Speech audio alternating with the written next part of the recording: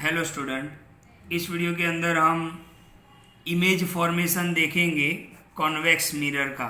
आपने last video नहीं देखा है तो ज़रूर देखें, उसमें रे डायग्राम समझना बहुत ज़रूरी होता है इमेज समझने के लिए। ओके, तो यहाँ पर कॉन्वेक्स मिरर के लिए हम इमेज कहाँ पे बनेगी वो हमें देखना है। तो इसमें सिर्फ दो ही केस है।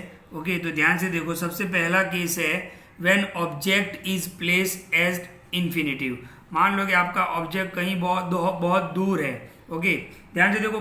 बहुत सारे स्टूडेंट कंफ्यूज होते हैं कि सर ऑब्जेक्ट को कहाँ पे रखा जाता है। तो मैंने आपको कल भी बताया था कि जहाँ से पॉलिश्ड होता है उस साइड ऑब्जेक्ट नहीं होता है, उसकी बैक साइड, यानी कौन सी side, RS side. Okay, RS यानी रिफ्लेक्टिंग सरफेस।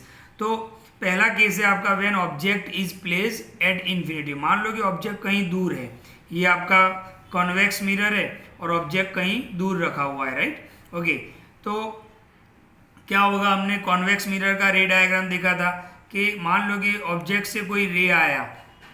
ओके, तो वो क्या करेगा, कॉन्वेक्स मिरर पे टकराने के बाद क्या हो जाएगा, डाइवर्ज हो जाएगा, राइट। ओके, लेकिन देखने वाले को क्या लगेगा यहाँ से कि ये एक्चुअली कहाँ से आ रहा है रेज, फोकस। तो इमेजिनरी रेज यहाँ पे बनेगी।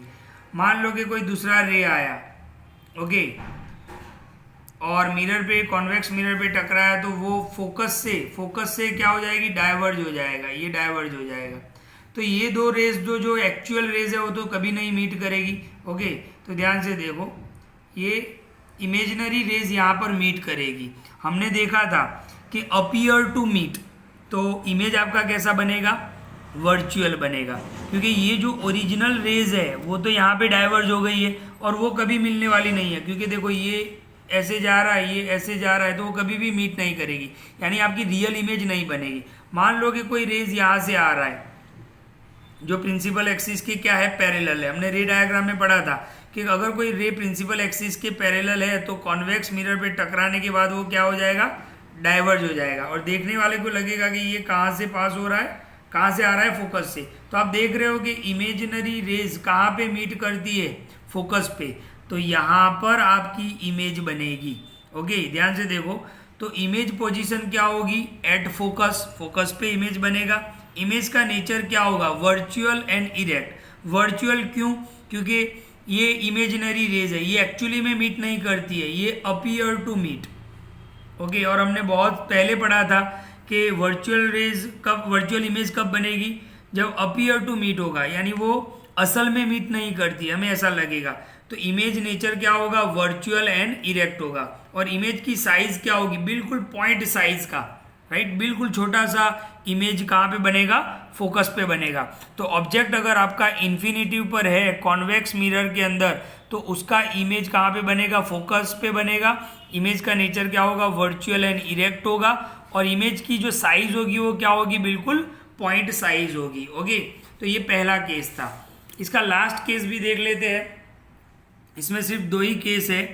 अब आपका ऑब्जेक्ट कहाँ पे रखा हुआ है, P एंड इन्फिनिटिव के बिटवीन, यानी ये P है यानी पोल, और ये इन्फिनिटिव यानी इन्फिनिटिव और पोल के बीच में आपका ऑब्जेक्ट रखा हुआ है। तो ध्यान से देखो, पहला रे क्या होगा, प्रिंसिपल एक्सिस के पैरेलल होगा। अब कॉन्वेक्स मिरर है तो वो डाइवर्जिंग होता है, तो यहाँ पे टकराएगा और यहाँ से निकल जाएगा, राइट।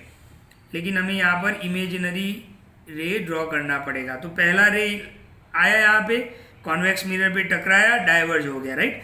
दूसरा जो है वो ध्यान से देखो, सेंटर ऑफ कर्वेचर, यहाँ पर हम सेंटर ऑफ कर्वेचर बना लेते हैं। ओके, सी।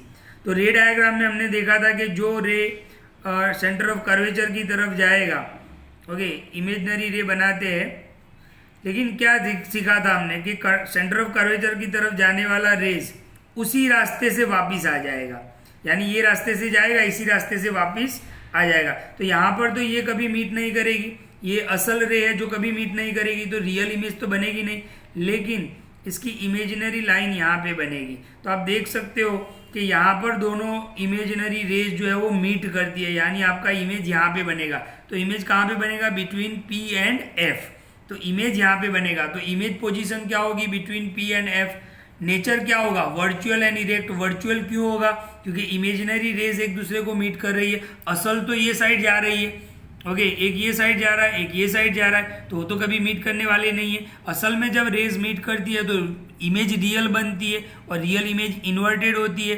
यहाँ पर तो इमेजिनरी रेज एक दूसरे को मीट कर रही है, और वो कहाँ पे मीट कर रही है? Between P and F. तो इमेज पोजीशन क्या होगी? बिटवीन पी एंड एफ होगी। नेचर क्या होगा? Virtual and erect. और साइज क्या होगी?